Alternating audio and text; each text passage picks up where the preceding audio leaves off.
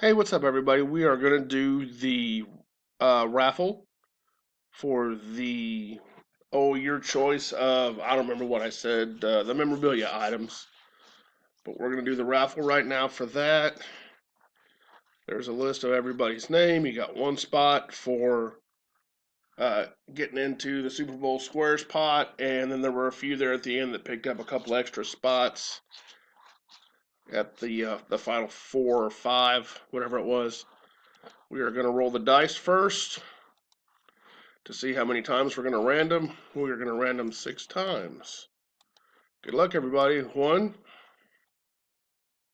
2, 3, 4, 5.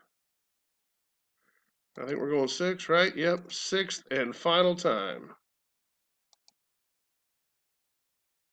Trash. Congratulations to Mr. Trash.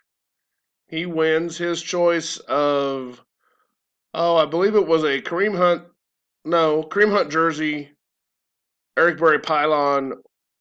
I think that was it. I don't know. Anyway, Trash and I will work it out.